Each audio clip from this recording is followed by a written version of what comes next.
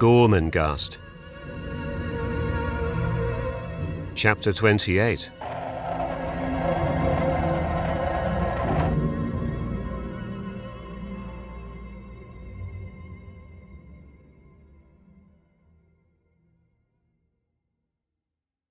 It was on the following afternoon that Mrs. Slagg died.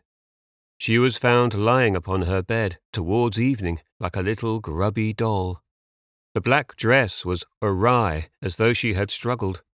Her hands were clasped at her shrunken breast. It was hard to imagine that the broken thing had once been new, that those withered, waxen cheeks had been fresh and tinted, that her eyes had long ago glinted with laughter. For she had been sprightly once, a vivacious, pert little creature, bright as a bird. And here she lay.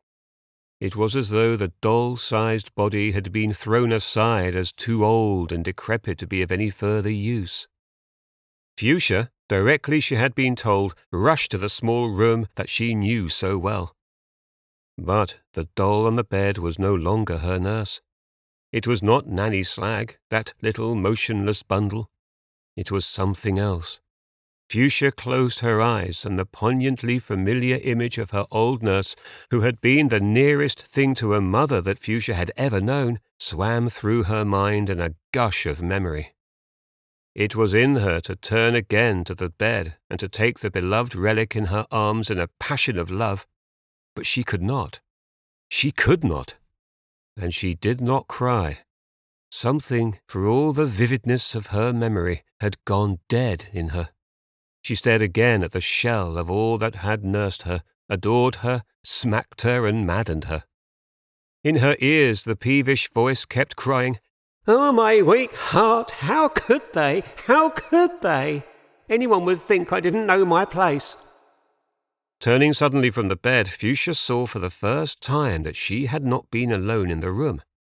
Dr. Prunesqualler was standing by the door. Involuntarily she turned to him, raising her eyes to his odd yet strangely compassionate features. He took a step towards her. "Fuchsia, my dear child," he said, "let us go together." "Oh, Doctor," she said, "I don't feel anything. Am I wicked, Dr. Prune? I don't understand." The door was suddenly filled by the figure of the Countess, who, although she stared at her daughter and the doctor, did not appear to realize who they were, for no expression appeared on her big, pale face. She was carrying over her arm a shawl of rare lace. She moved forward, treading heavily on the bare boards. When she reached the bed, she gazed for a moment as though transfixed at the pathetic sight below her, and then, spreading the beautiful black shawl over the body, she turned and left the room. Prunesqualler, taking Fuchsia's hands, led her through the door which she closed behind them. "Fuchsia, dear," he said, as they began to move together down the corridor, "have you heard anything of Titus?" She stopped dead and let go the doctor's hand. "No," she said, "and if nobody finds him, I will kill myself." "Tut, tut, tut, my little threatener," said Prunesqualler. "What a tedious thing to say, and you such an original girl. As though Titus won't reappear like a jack-in-a-box. By all that's typical, so he will." "He must! He must!" cried Fuchsia, and then she began to weep uncontrollably while the doctor held her against his side and dabbed her flushed cheeks with his immaculate handkerchief.